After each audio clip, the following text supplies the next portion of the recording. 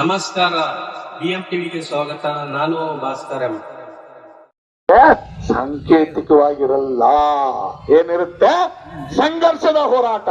ಎಲ್ಲಿವರೆಗೆ ಕಾಂಗ್ರೆಸ್ ಪಕ್ಷವನ್ನ ಕಿತ್ತೊಗೆಯೋದಿಲ್ಲ ಅಲ್ಲಿವರೆಗೆ ಸಂಘರ್ಷದ ಹೋರಾಟವನ್ನ ಈ ರಾಜ್ಯದಲ್ಲಿ ನಾವೆಲ್ಲರೂ ಕೂಡ ಮಾಡಬೇಕಾಗಿದೆ ಅಂತಕ್ಕಂಥ ಮಾತನ್ನು ಈ ಸಂದರ್ಭದಲ್ಲಿ ಹೇಳಿ ನಾನು ಹೆಚ್ಚಿಗೆ ಮಾತಾಡದೇನೆ. ಇವತ್ತೇನು ನಮ್ಮ ನಾಯಕರಾಗಿ ಬಂದಿರತಕ್ಕಂಥ ಜನಾರ್ದನ್ ರೆಡ್ಡಿ ಅವರು ನಮ್ಮ ಪಕ್ಷದ ನಾಯಕರುಗಳು ಎರಡೆರಡು ಮಾತುಗಳನ್ನ ಮಾತನಾಡ್ತಾರೆ. ಸಮಯ ಬಹಳ ಆಗಿದೆ, ನನಗೆ ಗೊತ್ತು. ನಿಜವಾಗ್ಲೂ ಹೇಳ್ತೇನೆ, ಇವತ್ತು ನಿಮ್ಗೆಲ್ರೂ ಕೂಡ ನಾನು ಪಾದ ಮುಟ್ಟಿ ನಮಸ್ಕಾರ ಮಾಡಿದ್ರು ಕೂಡ ನಿಮ್ಮ ಈ ಒಂದು ಹೋರಾಟಕ್ಕೆ ಬೆಲೆ ಕೊಟ್ಟಂತಾಗ್ತದೆ. ಅಷ್ಟು ದೊಡ್ಡ ಮಟ್ಟದ ಹೋರಾಟ. ಬಹಳ ಜನ ಅಂತಿದ್ರು ರೈತರು 4.5 ಕಿಲೋಮೀಟರ್ ನಡೀತಾರೆ ಅಂತ. ನಾನು ಒಂದ್ ಮಾತು ಹೇಳ್ತೇನೆ ಜಿಲ್ಲಾಧಿಕಾರಿಗಳಿಗೆ, ಕೂಡ್ಲೆ ನೀವೇನು ತೊಗರಿ ಬೆಳೆ ಬಂದೈತೆ ಅಲ್ಲಿ ನೋಡ್ರಿ, ತೊಗರಿ ಅದರೊಳಗೆ 10% ಕಾಯಾಗಿದೆ. DC ಸಾಹೇಬ್ರ ನೀವು ಬರ್ರಿ ನಮ್ಮ ಜೊತೆಗೆ. AC ಅವರು, ಕೃಷಿ ಅಧಿಕಾರಿಗಳು, ಮಂತ್ರಿಗಳು, ನೀವೇನು ಕಾಂಗ್ರೆಸ್ಸಿನ ಶಾಸಕರು ಹೇಳಿದ್ರಿ, ಹೊಲಗಳು ಬರ್ರಿ, ರಾಶಿ ಮಾಡೋಣ. 1 ಎಕರೆದಾಗ 2 ರಿಂದ 3 ಕ್ವಿಂಟಲ್ಗಿಂತ ಜಾಸ್ತಿ ಬರುವುದಿಲ್ಲ. ಹೌದು ಅಲ್ಲ ಹೇಳಿದ್ರು? ಉಳ್ಳಾಗಡ್ಡಿ ಕೊಳತು ಹೋತು, ನಾರಾಕತ್ತೈತಿ, ಕೇಳಕ್ ತಯಾರಿಲ್ಲ. ಮೆಕ್ಕೆಜೋಳ ಇವತ್ತು ಬರೀ 1600 ರೂಪಾಯಿಗಿದೆ. ಅದಕ್ಕೆ ದಯಮಾಡಿ ನೀವೆಲ್ಲರೂ ಕೂಡ ಎಚ್ಚೆತ್ಕೊಂಡು ಬನ್ನಿ ಅಂತಕ್ಕಂಥ ಮಾತನ್ನು ಹೇಳ್ತಾ, ಇವತ್ತು ಈ ಹೋರಾಟದ ನೇತೃತ್ವ ವಹಿಸಿರ್ತಕ್ಕಂಥ ಜನಾರ್ದನ್ ರೆಡ್ಡಿ ಅಣ್ಣವರು ಈ ಸಭೆಯನ್ನು ಉದ್ದೇಶಿಸಿ ಮಾತನಾಡೋಕ್ಕಿಂತ ಮುಂಚಿತವಾಗಿ ನಮ್ಮ ನಾಯಕರು ಎರಡೆರಡು ಮಾತು ಮಾತಾಡ್ತಾರೆ. ಮೊದಲೇದಾಗಿ ಬೆಳ್ಳಿಪಣ್ಣವ್ರು ಮಾತಾಡಬೇಕು ಅಂತ ಹೇಳಿ ನಾನು ಕೇಳ್ಕೊಂತೀನಿ. ಬಿಜಾಪುರ ಮಹಾನಗರದಲ್ಲಿ ಭಾರತೀಯ ಜನತಾ ಪಾರ್ಟಿ ರಾಜ್ಯ ರೈತ ಮೋರ್ಚಾ ನಾಯಕ ಅಧ್ಯಕ್ಷರಾಗಿರ್ತಕ್ಕಂಥ ಸನ್ಮಾನ್ ಸಿ ಎಸ್ ಪಾಟೀಲ್ ನಿರಾಳಿ ಅವರ ನೇತೃತ್ವದಲ್ಲಿ ಐತಿಹಾಸಿಕ ಒಂದು ರೈತ ಹೋರಾಟವನ್ನು ಹಮ್ಮಿಕೊಂಡಿರ್ತಕ್ಕಂಥ ಈ ಸಂದರ್ಭದಲ್ಲಿ ವಿಶೇಷವಾಗಿ ರೈತರ ಕಷ್ಟವನ್ನು ಕೇಳಲು ಬಂದಿರತಕ್ಕಂಥ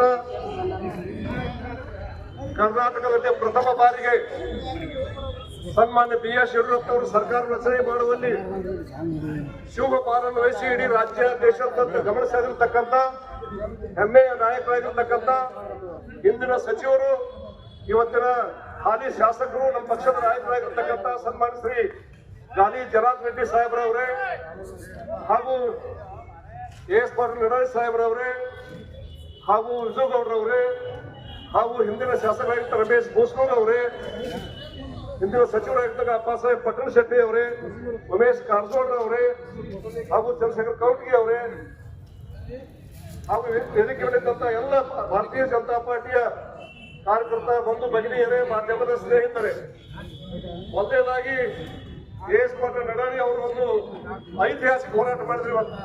ಬಹುಶಃ ಬಿಜಾಪುರ ನಗರದಲ್ಲಿ ಹೋರಾಟಗಳಲ್ಲಿ ಅತಿ ಹೆಚ್ಚು ಕಾರ್ಯವನ್ನು ಕ್ರಮಿಸಿ ಬಿಸಿಲಿನಲ್ಲಿ ಬಂದು ಮನವಿ ಕೊಡ್ತಕ್ಕಂಥ ಹೋರಾಟ ಯಾವ್ದಾದ್ರೆ ಅದು ಭಾರತೀಯ ಜನತಾ ಪಾರ್ಟಿ ಇವತ್ತಿನ ರೈತ ಹೋರಾಟ ಅಂತಕ್ಕಂಥ ಮಾತನ್ನು ಹೇಳಕ್ ಬಯಸ್ತೀನಿ. ಈ ಸರ್ಕಾರಕ್ಕೆ ಏನು ಹೇಳುವಂತದ್ದು ಏನೂ ಇಲ್ಲ. ಹೇಳಿದ ನಿರಾಳಿ ಅವರು ಜನ ಯಾವಾಗ ಹೋಗ್ಕೊತಾರ? ಹೋಳಿ ಮನ್ಯಾಗ ಹೋಗ್ಕೊತಾರ. ಅವಾಗ ಯಾರ್ದು ಪರ್ಮಿಷನ್ ಅವಶ್ಯ ಇಲ್ಲ. ಹೋಳಿ ಮನ್ಯಾಗ ಹೋಗ್ಕೊಳಕ್ ಅವ್ರ ಪರ್ಮಿಷನ್ ಅವಶ್ಯ ಇಲ್ಲ. ಉಳಿತಾಮ ಹೋಗ್ಕೋಬೇಕಾದ್ರೆ ಪರ್ಮಿಷನ್ ಬೇಕಾಗತ್ತೆ.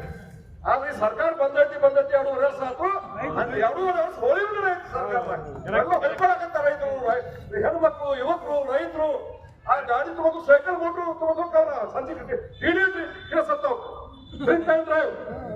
ಅವ್ರು ಕುಡಿದ ದುಡ್ಡಿನ ಮ್ಯಾಗ ಸರ್ಕಾರ ಇಡ್ಸಕತ್ತಿರೋ ಪಾಪ ತುಳು ಬಂದು ಒಂದು ಕ್ವಾರ್ಟರ್ ಕುಡಿದ ಕೇಸ್ ದಂಡ ಹಾಕಕತ್ತೀರಿ. ಅದು ಸಾಲ ಅಲ್ ನಿಮಗ ಏನ್ ಬೇಕಂತ ನಿಮಗೆ ಗಡಾಡ ಹೆಸಿರು ಸಾಲ ಅಲ್ ನಿಮಗೆ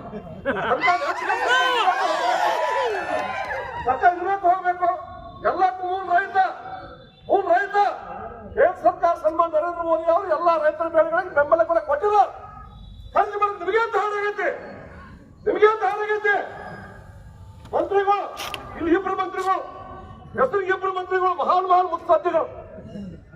ಅಲ್ಲಿ ಇದ್ರ ಮೇಲೆ ಭಾಷಣ ಮಾಡಿ ಶಿವಾನಂದ ಪಾಟೀಲ್ ಭಾಷಣ ಮಾಡಕತ್ತಿದ್ರು. ಅವ್ರು ಸರ್ಕಾರ ಕೇಳ್ತಾರೆ, ಸರ್ಕಾರ ಯಾರು ನೀವ್ಯಾರು ಮಂತ್ರಿ ಬಿಟ್ಟು ಬರ್ರಿ ಎಮ್ಮಿ ಮಾಡ್ರಿ ನೀವಿಬ್ರು. ಸರ್ಕಾರ ಯಾರು? ಸರ್ಕಾರದಲ್ಲಿ ಮಂತ್ರಿಗಳು ಮತ್ತೆ ಮುಖ್ಯಮಂತ್ರಿ ಹೇಳಿರ್ತಾರ ಅಷ್ಟ. ನಿಮ್ಗೆ ಜವಾಬ್ದಾರಿ ಐತಿಲ್ಲ. APMC ಮಂತ್ರಿ ನೀವು ಏನ್ ಮಂತ್ರಿ ಬಿಟ್ಟು ಹೇಳಿ ಮಂತ್ರಿಗಳಿಗೆ ಮಂತ್ರಿ ಮಂಡಲ ಸಭೆ. ಅರೆ ಅವ್ ಮುಖ್ಯಮಂತ್ರಿ ಆಗಬೇಕು, ಇವ್ ಮುಖ್ಯಮಂತ್ರಿ ಆಗ ಅಲ್ಲಿ ಬಂದು ಮಾಡಿ ಬರ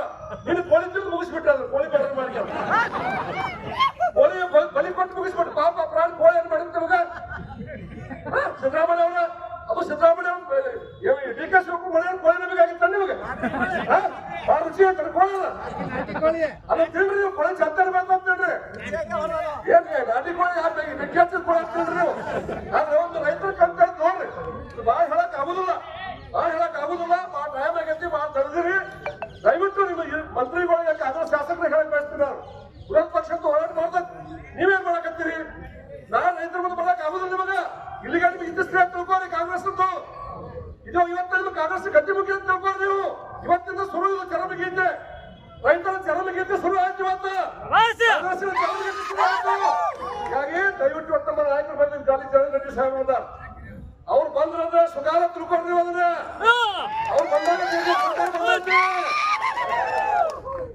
ಅವರು ಶಾಸಕ ಕಳಿಬಿದ್ದೇವೆ ಎರಡು ಒಂದೊಂದು ಹತ್ತ ಇದ್ದೇವೆ ನಾವು 6 ಮಂದಿ ಕರ್ಕೊಂಡು ಸರ್ಕಾರ ಮಾಡಿದ ಸದಸ್ಯ ಆಗಲಿಲ್ಲ ಗಾಲಿ ಜಗನ್ ಸುಗಾರಿಲ್ಲ ರಾಜ್ಯದಲ್ಲಿ ಭಾರತೀಯ ಜನತಾ ಪಾರ್ಟಿ ಅವ್ರ ನೇತೃತ್ವದ ಮುಂದೆ ಸರ್ಕಾರ ಬಂದೇ ಬರ್ತೈತಿ 70 MLA ಆಸ್ ಬರ್ತಾ ಮಾತಾಡಕ್ ಹೋಗೋದಿಲ್ಲ ನಾವು ಇವತ್ತು ಅವ್ರಿಗೆ ಹಚ್ಚ ಅವಕಾಶ ಕೊಡು ನಾವು ಅದಕ್ಕೆ ನೀವೆಲ್ಲ ಏನು ಭಾಗವಹಿಸಿರಿ ನಾವ್ ಯಾಕಂದ್ರೆ ಟ್ರಾಕ್ಟರ್ ಕೂತ್ ಬಂದೇವ್ರು ನಾನು ನಿಮಗಾಗೈತಿ ಇವ್ರಿಗೇನು ಬ್ಯಾಡ ಮಕ್ಕಳು ಮ್ಯಾಕ್ ಕೂತ್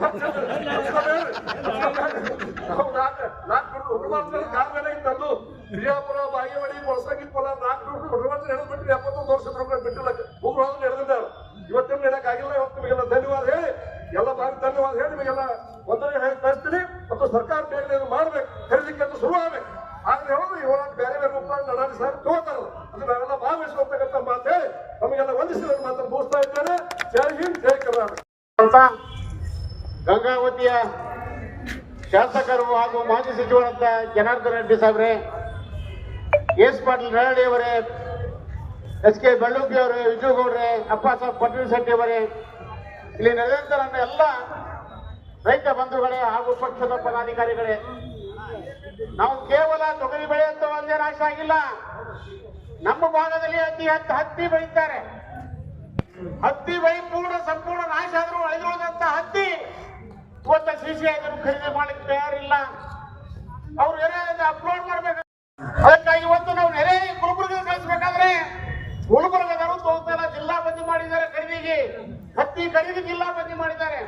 ಇವೆಲ್ಲವರು ಸಮಗ್ರವಾಗಿ ಇವತ್ತು ರಾಜ್ಯ ಸರ್ಕಾರಗಳೇ ಜಿಲ್ಲಾಧಿಕಾರಿಗಳು ಇವತ್ತು ಹತ್ತಿ ಬೆಳೆ ಖರೀದಿ ಇರ್ಬೋದು, ಉಳ್ಳಾಗಡ್ಡಿ ಖರೀದಿ ಕೇಂದ್ರ ಇರ್ಬೋದು, ಅದ್ರ ಜೊತೆಗೆ ಮೆಕ್ಕೆಜೋಳ ಖರೀದಿ ಕೇಂದ್ರ ಇರ್ಬೋದು, ಇವೆಲ್ಲವನ್ನು ತೊಗರಿ ಬೆಳೆ ಕೇಂದ್ರ ಅತಿ ಶೀಘ್ರದಲ್ಲಿ ತೆಗೆದು ರೈತರ ಸಂಘರ್ಷಕ್ಕೆ ಪರಿಹಾರ ಕೊಡುವಂತ ಕೆಲಸ ಈ ಸರ್ಕಾರ ಮಾಡಬೇಕು.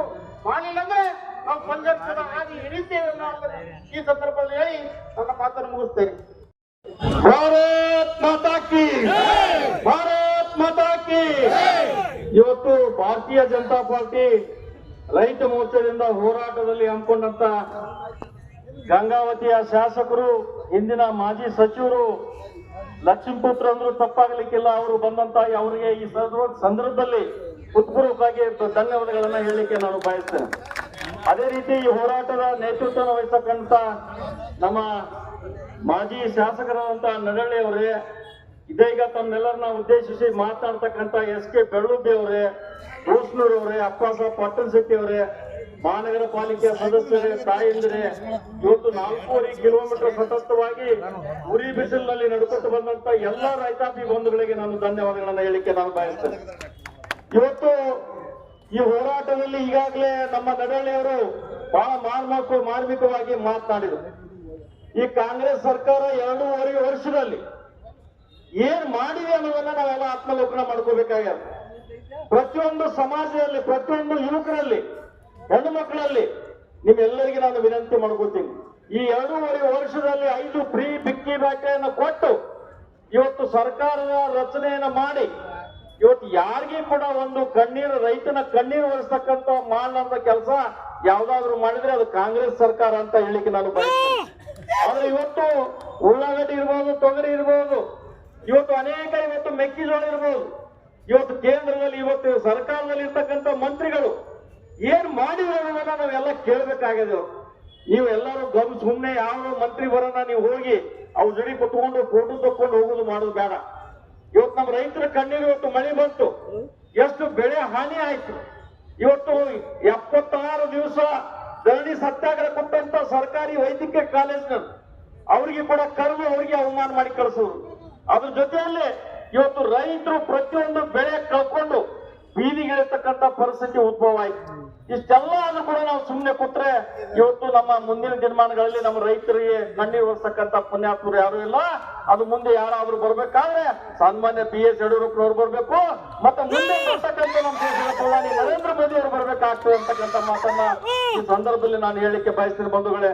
ಯಾಕಂದ್ರೆ ನಾವು ಬಹಳ ಮಾತನಾಡ್ಬೇಕಾಗ್ಯದ, ಆದ್ರೆ ಮಾತಾಡೋ ಸಂದರ್ಭ ಅಲ್ಲ. ಯಾಕಂದ್ರೆ ನೀವು 4-5 ಕಿಲೋಮೀಟರ್ ನೀವು ನಡ್ಕೊತ್ ಬಂದಿರಿ.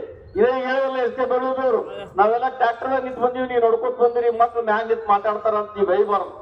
ಆದ್ರೆ ಇವತ್ತು ಈ ಹೋರಾಟ ಏನು ಶುರುವಾಗಿದೆ. ಇವತ್ತು ಎಸ್ ಪಾಟೀಲ್ ನಡಾಳಿ ಅವರ ನೇತೃತ್ವದಲ್ಲಿ ಸನ್ಮಾನ್ಯ ರಾಜ್ಯಾಧ್ಯಕ್ಷರು ಇವತ್ತು ವಿಜೇಂದ್ರ ಅವರ ಆದೇಶದ ಮೇರೆಗೆ ಇವತ್ತು ಜನಾರ್ದನ್ ರೆಡ್ಡಿ ಸಾಹೇಬರ ನೇತೃತ್ವದಲ್ಲಿ ಬಿಜಾಪುರ ಜಿಲ್ಲೆಯಲ್ಲಿ ಇವತ್ತೇನು ನಾವು ಹೋರಾಟವನ್ನು ಹಮ್ಮಿಕೊಂಡಿದೀವಿ, ಈ ಹೋರಾಟ ಇಲ್ಲಿಗೆ ನಿಲ್ಲಂಗಿಲ್ಲ.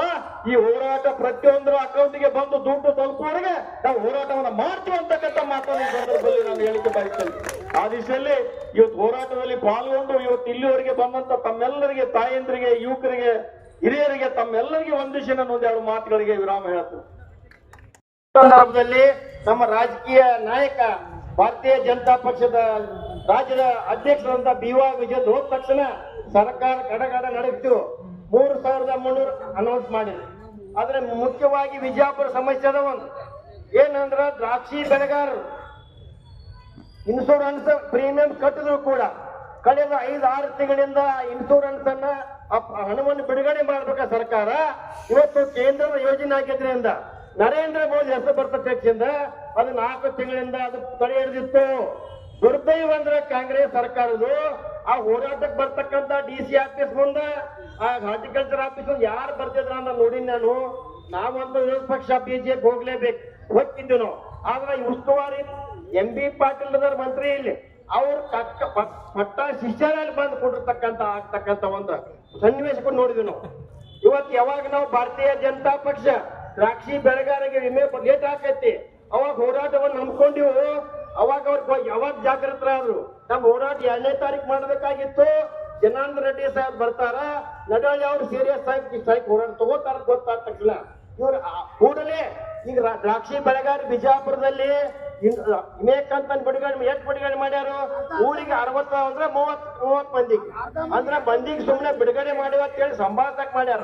ಕೂಡಲೇ ಬಿಜಾಪುರ ಮುಖ್ಯ ಸಮಸ್ಯೆ ಅಂದ್ರ ಈ ದ್ರಾಕ್ಷಿ ಬೆಳೆಗಾರ ವಿಮೆಯನ್ನ ಕೂಡಲೇ ಬಿಡಬೇಕು. ಇವತ್ತು ಬಿಜಾಪುರದಲ್ಲಿ ಕೂಡ ಈ ರೈತರ ಹೋರಾಟ ನಡಾಳಿ ಅವರೇ ರಾಜ್ಯಾಧ್ಯಕ್ಷರಿಂದ ಇದು ಹಿಸ್ಟ್ರಿ ಕೇಟ್ ಆಗೈತಿ ಬಿಜಾಪುರದಲ್ಲಿ. ಇಂಥವ್ರ ಟೆಂಡೆನ್ಸಿ ಮಾಡಿ ಬಿಜಾಪುರದಲ್ಲಿ ಯಾವಾಗ ಆಗಿದ್ದಿಲ್ಲ ಅಂತಕ್ಕಂಥ ಮಾತನ್ನು ಹೇಳಕ್ಕೆ ಇಷ್ಟಪಡ್ತೀನಿ. ಅದೇ ರೀತಿ ನಮಗೆ ವಿಶೇಷವಾದಂತ ಹೊಸದಾಗಿ ಇವತ್ತು ನಮ್ಮ ರೈತ ಮೋರ್ಚಾ ಬಿಜಾಪುರ ಅಧ್ಯಕ್ಷರಾದಂತ ಬಾಲರಾಜ್ ರೆಡ್ಡಿ ಅವರು ಕೂಡ ಇದಕ್ಕೆ ಬಹಳ ಹೋರಾಟ ಮಾಡಿದ್ರು ಅಂತ ಹೇಳಿದ್ರು. ತಪ್ಪಾಗ್ಲಿಕ್ಕಿಲ್ಲ ಅಂತಕ್ಕಂಥ ಮಾತನ್ನು ಹೇಳಿ ನಾನು ಯಾರು ಹೆಸರು ತಗೊಂಡಿಲ್ಲ, ಎಲ್ಲ ನಾಯಕರಿಗೆ ನಮಸ್ಕರಿಸಿ ನಾನು ಮುಂದೆ ಪ್ರತಿನಿಧಿಯಾಗಿರ್ತಕ್ಕಂಥ ಕಾಸುಗಳ ಬಿರಾದರ್ ಮಾತಾಡಬೇಕು. ಪಕ್ಷಕ್ಕೆ, ಭ್ರಷ್ಟ ಕಾಂಗ್ರೆಸ್ ಸರ್ಕಾರಕ್ಕೆ, ಭ್ರಷ್ಟ ಕಾಂಗ್ರೆಸ್ ಸರ್ಕಾರಕ್ಕೆ, ಹೋರಾಟಕ್ಕೆ. ದುಷ್ಟ ಸರ್ಕಾರ ನಾವು ಇವತ್ತಿನ ದಿವಸ ನೋಡ್ಲಕತ್ತೀವಿ ಅಂದ್ರೆ ನಾವು ಎಷ್ಟು ದುಸ್ತಿಗೇರಿ ಬಂದಿದ್ದೇವೆ ಅನ್ನುವಂಥದ್ದು ನಾವು ಇವತ್ತು ವಿಚಾರ ಮಾಡಬೇಕಾಗಿದೆ. ನೋಡ್ರಿ, ಕಬ್ಬಿನ ಬೆಳೆ ಇವತ್ತು ನಾವು ಕಬ್ಬಿನ ಬೆಳೆಗೆ ಎಷ್ಟು ಹೋರಾಟ ಮಾಡಿದ್ರು. ಕಡೆಗೆ ನಮ್ಮ ರಾಜ್ಯದ ಅಧ್ಯಕ್ಷರು ಬಂದ ತಕ್ಷಣ ಏನದ ಸರ್ಕಾರ ಎಚ್ಚೆತ್ತು ಕೊಡ್ತೀವತ್ತ ಆ ಒಂದು ಹೋರಾಟದಲ್ಲಿ ಏನದ ನಮ್ಮ ನಾಯಕರಿಗೆ ಅಂತ ಒಂದು ಬೆಲೆ ಕೊಡಿಸುವಂತ 3,300 ಬೆಲೆ ಕೊಡಿಸುವಂತದ್ದು ಏನದ ನಮ್ಮ ರಾಜ್ಯ ನಾಯಕರು ಮಾಡಿದ ಅನ್ನುವಂಥದ್ದು ಬಹಳ ಹೆಮ್ಮೆಯಿಂದ ಇವತ್ತು ಹೇಳ್ಬೇಕಾಗ್ತದ. ಇಂತಹ ಸರ್ಕಾರ ಇವತ್ತು ನೋಡಿ ಎಲ್ಲ ಬೆಳೆ ಹಾಳಾಗ್ಯಾವ, ತೊಗರಿ ಬೆಳೆ ಹಾಳಾಗ್ಯಾವ, ಹತ್ತಿ ಬೆಳೆ ಹಾಳಾಗ್ಯಾವ, ಕಬ್ಬನು ಅಲ್ಲೇ ಏನದ ಕೆಲವೊಂದು ಅಡ್ಡೆ ಹಿಂದಿನ ಏನದ ಏನ್ ಹಿಂದ್ಗಡೆ ಬಿತ್ತುದು ಏನದ ಅದು ಅಲ್ಲೇ ಕುಂತು ಬಿಟ್ಟವ. ಇವತ್ತ ಹತ್ತಿ, ಶೇಂಗಾ, ತೊಗರಿ ಇನ್ನಿತರ ಬೆಳೆಗಳು ಏನದ ಇವತ್ತು ನಾವು ಮೆಕ್ಕೆಜೋಳನು ನೀರಾಗಿ ನಿಂತು ಬಿಟ್ಟವ, ಉಳ್ಳಾಗಡ್ಡಿ ಏನದ ಹರಿಬಿಟ್ಟಿದಾವೆಲ್ಲ. ಇಂಥ ಪರಿಸ್ಥಿತಿ ಒಳಗೆ ರೈತರ ಬಗ್ಗೆ ನೋಡ್ಲಪ್ಪ ಅಂತಂದ್ರೆ ನಿಮ್ಗೆ ಎಷ್ಟು ಏನದ ಕಳಕಳಿ ಹತ್ತದ ಅನ್ನುವಂಥದ್ದು ಏನದ ನಿಮ್ಗೆಲ್ಲ ನೋಡ್ಬೇಕಾಗಿದೆ ಇವತ್ತಿನ ದಿವಸ. ಆದ್ರೆ ನಾನು ಒಂದು ವಿನಂತಿ ಮಾಡ್ಕೊತೀನಿ, ರೈತರ ಬೆಲ್ಲವೇ ರೈತ. ಇವತ್ತು ನೀವು ಎಲ್ಲರೂ ಎಚ್ಚೆತ್ಕೊಳ್ಬೇಕು. ರೈತರು ಇರ್ಲಿಲ್ಲಪ್ಪ ಅಂತಂದ್ರ ನೀವು ಯಾರು ಏನದ ವ್ಯಾಪಾರಸ್ಥರು ಏನದ ನಮ್ಮ ಮನೆಯೊಳಗೆ ಕೈ ಕಟ್ಕೊಂಡಿರ್ಬೇಕಾಗ್ತದ. ಆದ್ರೆ ನಿಮ್ಮಲ್ಲಿ ದಯವಿಟ್ಟು ನಾನು ಕೇಳ್ಕೊತೀನಿ, ಇವತ್ತು ನೀವೆಲ್ಲ ರೈತರ ಪರವಾಗಿ ಬೆಂಬಲವಾಗಿ ನಿಂತು ಏನದ ಇಂಥ ಸರ್ಕಾರ ಕೆಟ್ಟ ಸರ್ಕಾರ ಏನದ ಅವ್ರಿಗೆ ನೀವು ಏನದ ಒಂದು ಶಿಕ್ಷೆ ಕೊಡ್ಬೇಕು ಅನ್ನುವಂತ ಮಾತನ್ನ ಈ ಸಂದರ್ಭದಲ್ಲಿ ನಾನು ಹೇಳಿ ನಾನು ಒಂದೆರಡು ಮಾತು ಮುಗಿಸ್ತಾ ಇದ್ದೇನೆ. ಕಾಂಗ್ರೆಸ್ ಸರ್ಕಾರದ ವಿರುದ್ಧ ವಿಜಯಪುರದಲ್ಲಿ ನಡೆದಿರುವಂತ ಇವತ್ತಿನ ಈ ಒಂದು ರೈತ ಹೋರಾಟದಲ್ಲಿ ಭಾಗಿಯಾಗಿರುವ ಕರ್ನಾಟಕ ರಾಜ್ಯ ಭಾರತೀಯ ಜನತಾ ಪಕ್ಷದ ರಾಜ್ಯ ರೈತ ಅಧ್ಯಕ್ಷರಾಗಿರುವ ಸಹೋದರರು ಆಗಿರುವ ಎಸ್ ಪಾಟೀಲ್ ನಡಹಳ್ಳಿ ಅವರಿಗೆ, ಇನ್ನೋರ್ವ ಸಹೋದರ ಜನಪ್ರಿಯ ನಾಯಕ ಅಪ್ಪು ಪಟ್ಟಣ್ ಶೆಟ್ಟಿ ಅವರಿಗೆ, ಎಸ್ ಕೆ ಬೆಳ್ಳುಬ್ಬಿ ಅವರಿಗೆ, ಮಾಜಿ ಸಚಿವರು ಮತ್ತು ಜಿಲ್ಲಾಧ್ಯಕ್ಷರಾಗಿರುವ ಜಿ ಡಿ ಅಂಗಡಿ ಅವರಿಗೆ, ರೈತ ಜಿಲ್ಲಾಧ್ಯಕ್ಷರಾಗಿರುವ ಬಾಲರಾಜ್ ಅವರಿಗೆ, ಮಾಜಿ ಶಾಸಕರು ಸಹೋದರರು ಆಗಿರುವ ರಮೇಶ್ ಬೋಸ್ನೂರ್ ಅವರಿಗೆ, ಇನ್ನೋರ್ವ ನನ್ನ ಆತ್ಮೀಯ ಸಹೋದರರಾಗಿರುವ ವಿಜಯಗೌಡ ಪಾಟೀಲ್ ಅವರಿಗೆ ಮತ್ತು ಈ ಕಾರ್ಯಕ್ರಮದಲ್ಲಿ ಭಾಗಿಯಾಗಿರುವ ಎಲ್ಲ ನನ್ನ ರೈತ ಸಹೋದರ ಸಹೋದರಿಯರಿಗೆ ಮತ್ತು ಭಾರತೀಯ ಜನತಾ ಪಕ್ಷದ ಕಾರ್ಯಕರ್ತರಿಗೆ, ಮಾಧ್ಯಮದ ಸ್ನೇಹಿತರಿಗೆ ಮೊದಲನೇದಾಗಿ ನನ್ನ ಹೃದಯಪೂರ್ವಕ ನಮಸ್ಕಾರಗಳು.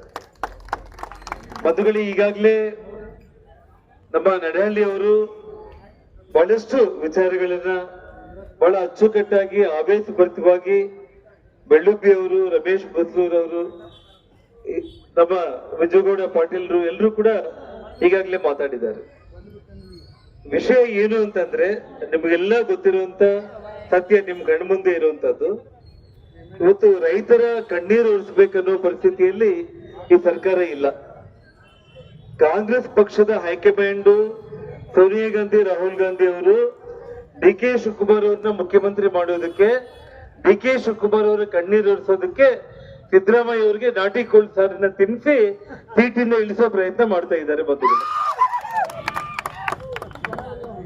ಇವತ್ತು ಯಾವುದೇ ಒಂದು ರೈತರ ಬಗ್ಗೆ ಅವ್ರಿಗೆ ಯಾರಿಗೂ ಕೂಡ ಏನು ಕಾಳಜಿ ಅನ್ನೋದಿಲ್ಲ.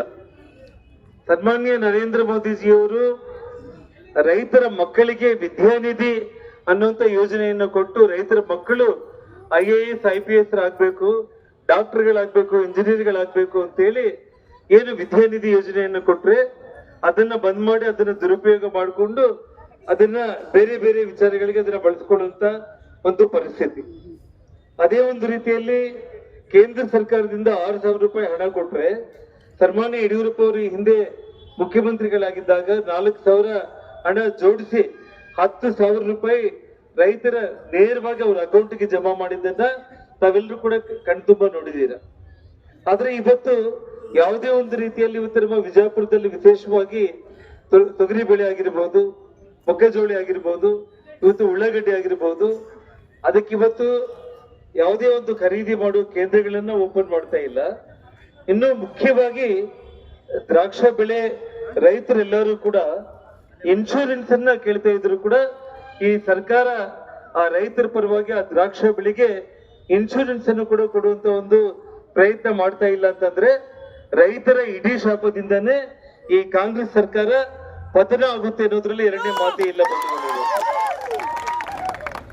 ಬರುವಂತ ದಿನಗಳಲ್ಲಿ ನಿಮ್ಮ ನಡವಳಿಕೆ ಇದೇ ರೀತಿ ಏನಾದ್ರೂ ಮುಂದೆ ಬರೆದ್ರೆ ಖಂಡಿತವಾಗ್ಲೂ ಕೂಡ ಇವತ್ತು ರೈತರ ಆಶೀರ್ವಾದದಿಂದ ರೈತ ನಾಯಕನಾಗಿ ಕರ್ನಾಟಕ ರಾಜ್ಯದಲ್ಲಿ ಭಾರತೀಯ ಜನತಾ ಪಕ್ಷವನ್ನ ಅಧಿಕಾರಕ್ಕೆ ತಗೊಂಡು ಬಂದಿರುವಂತ ಯಡಿಯೂರಪ್ಪ ಅಂತವರು ಪ್ರತಿಯೊಬ್ಬ ರೈತರಲ್ಲಿ ಒಬ್ಬೊಬ್ಬ ಯಡಿಯೂರಪ್ಪ ಅವರು ಹುಡ್ಕೊಂಡು ಬಂದು ಈ ಕಾಂಗ್ರೆಸ್ ಸರ್ಕಾರವನ್ನ ಬುನಾದಿ ಸಮೇತ ಕಿತ್ತು ಬಿಸಾಕ್ತಾರೆ ಅಂತ ಹೇಳಿ ಈ ಸಂದರ್ಭದಲ್ಲಿ ಹೇಳಿ ಬಯಸ್ತಾ ಇದ್ದೀನಿ. ಬಂಧುಗಳೇ, ಯಾವುದೇ ಒಂದು ವಿಚಾರ ತಗೊಂಡ್ರು ಕೂಡ ಇವತ್ತು ವಿಜಯಪುರದಲ್ಲಿ ಸನ್ಮಾನ್ಯ MB ಪಾಟೀಲ್ರು ಇವತ್ತು ಉಸ್ತುವಾರಿ ಸಚಿವರಾಗಿ ಇವತ್ತು ತಾವು ಏನ್ ಮಾಡ್ತಾ ಇದ್ದೀರಿ ಅನ್ನೋದು ಯಾರಿಗೂ ಕೂಡ ಗೊತ್ತಾಗ್ತಾ ಇಲ್ಲ.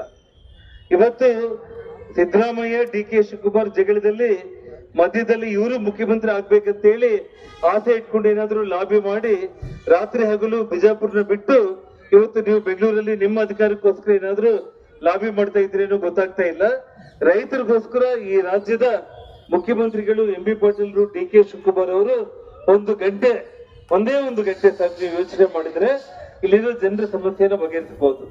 ಇದೇ ರೀತಿ ನೀವೇನಾದ್ರೂ ಎಂ ಬಿ ಪಾಟೀಲ್ರೆ ನೆಗ್ಲೆಕ್ಟ್ ಮಾಡಿದ್ರೆ ಬರುವಂತ ದಿನಗಳಲ್ಲಿ ನನ್ನ ಸಹೋದರ ಬಿಜು ಪಾಟೀಲ್ ಗೌಡ್ರು 4 ಬಾರಿ ನಿಮ್ಮನ್ನ ನೇರವಾಗಿ ಹಣಾಹಣಿಯಾಗಿ ಚುನಾವಣೆಯಲ್ಲಿ ಸೋತಿರಬಹುದು. ಬರೋ ಈ 5ನೇ ಚುನಾವಣೆ 28ರಲ್ಲಿ ಡಿಪಾಸಿಟ್ ಕಳೆಯೋ ರೀತಿಯಲ್ಲಿ ಅವರು ಗೆಲ್ಲೋದು ಗ್ಯಾರಂಟಿ ಅಂತ ಹೇಳಿ ಈ ಸಂದರ್ಭದಲ್ಲಿ ನಾನು ಹೇಳಿ ಬಯಸ್ತಾ ಇದ್ದೇನೆ. ಯಾಕಂದ್ರೆ ನಿಮಗೆ ಭಗವಂತ ಅಧಿಕಾರ ಕೊಟ್ಟಿದ್ದಾನೆ. ಆ ಕೊಟ್ಟಿರುವಂತ ಅಧಿಕಾರವನ್ನ ಸದುಪಯೋಗ ಮಾಡಿಕೊಳ್ಳಿ. ಇವತ್ತು ಹಿಂದೆ ನಾನು ಮೂಲಭೂತ ಸೌಲಭ್ಯ ಸಚಿವನಾಗಿರುವಂತ ಸಂದರ್ಭದಲ್ಲಿ ಬಿಜಾಪುರ ಭಾಗದ ರೈತರು, ಇಲ್ಲಿರುವಂತ ನಾಗರಿಕರು, ಇಲ್ಲಿರುವಂತ ಯುವಕರು ದೇಶ ವಿದೇಶಗಳಿಗೆ ಹೋಗೋದಕ್ಕೆ ಒಂದು ಅತ್ಯಂತ ಅದ್ಭುತವಾದ ವಿಮಾನಾಶ್ರಯ ಬೇಕು ಅಂತೇಳಿ ನಾನಿವತ್ತು ಬಿಜಾಪುರದಲ್ಲಿ ಸುಮಾರು 1000 ಎಕರೆಗಳನ್ನ ಇವತ್ತು ಬಸಪಡಿಸಿಕೊಂಡಿರುವಂತ ಸಂದರ್ಭ. ನಂತರ ದಿನಗಳಲ್ಲಿ ಗೋವಿಂದ ಕಾರಜೋಳ ಸಾಹೇಬರು ವಿಮಾನಾಶ್ರಯ ಕಟ್ಟುವಂತ ಪ್ರಾಮಾಣಿಕ ಪ್ರಯತ್ನ ಮಾಡಿ ಇವತ್ತು ಒಂದು ಹಂತಕ್ಕೆ ರೀಚ್ ಆಗಿದೆ. ಆ ವಿಮಾನಾಶ್ರಯವನ್ನ ಉದ್ಘಾಟನೆ ಮಾಡೋದಕ್ಕೂ ಕೂಡ ಇವತ್ತು ನಿಮ್ ಕೈಲಿ ಆಗ್ತಾ ಇಲ್ಲ ಅಂತಂದ್ರೆ ನಿಮ್ಮ ಯೋಗ್ಯತೆ ಏನು ಅಂತೇಳಿ ಇವತ್ತು ವಿಜಯಪುರ ಜಿಲ್ಲೆ ಜನರು ಯೋಚನೆ ಮಾಡ್ಬೇಕು ಹೇಳಿ ಬಂಧುಗಳು.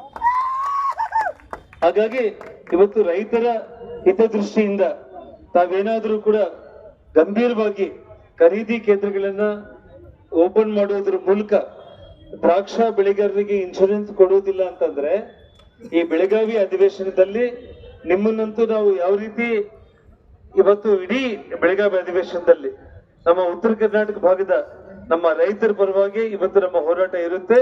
ನಿಮಗೆ ಪಾಠ ಕಲಿಸ್ತೀವಿ. ಬರೋ ದಿನಗಳಲ್ಲಿ ಅಧಿವೇಶನ ಮುಗಿದ ನಂತರ ಕೂಡ ಇವತ್ತೇನು ನಮ್ಮ ನಡಹಳ್ಳಿ ಅವರು ಹೇಳಿದಾಗೆ ಇವತ್ತು ಸಾಮಾನ್ಯವಾಗಿ ನಿಮ್ಮ ದೃಷ್ಟಿಗೆ ಜನರ ಸಮಸ್ಯೆಗಳನ್ನ ನಾವು ತಗೊಂಡು ಬಂದಿದ್ದೀವಿ.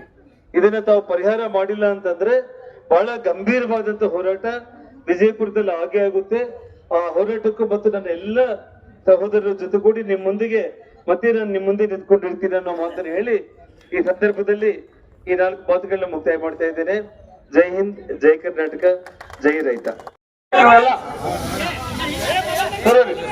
ನಮ್ಮ ಡಿ ಸಿ ಸಾಹೇಬರು ನೋಡಿ ದಯಮಾಡಿ ಸರ್ಕಾರ ವರದಿ ಕೊಡ್ಲಿ.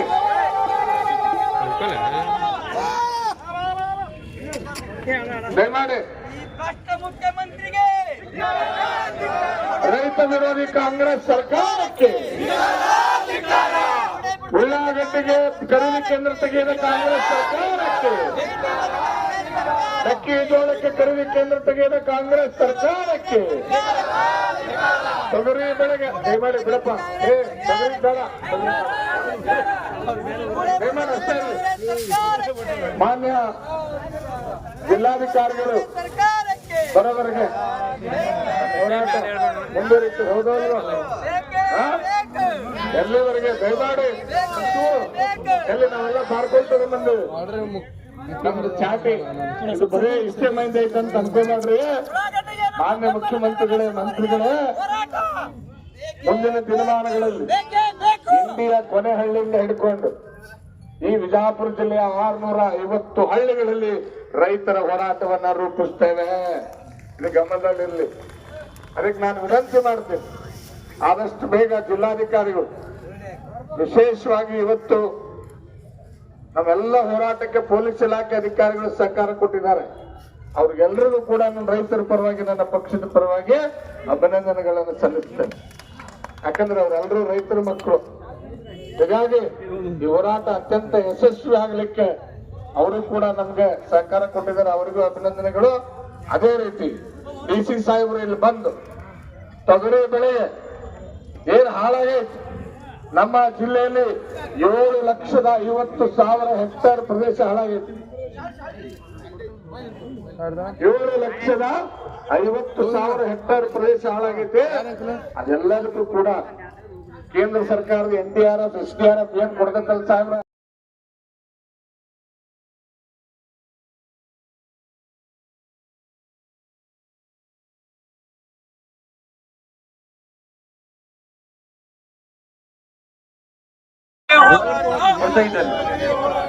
ಏತಕ್ಕಾಗಿ ಹೋರಾಟ?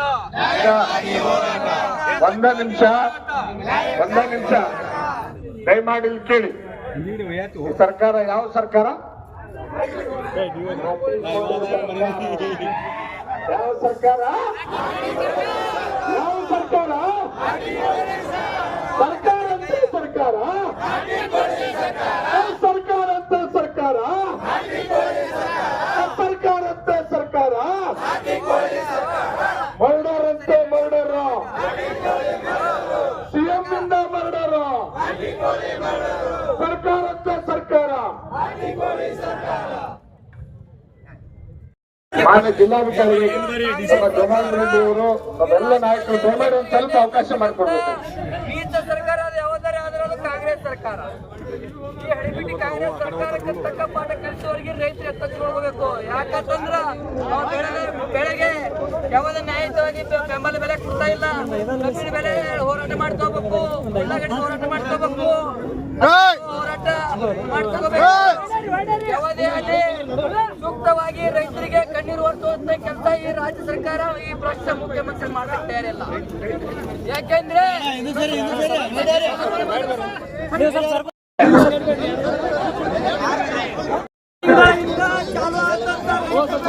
ದಯಮಾಡಿ ಈಗ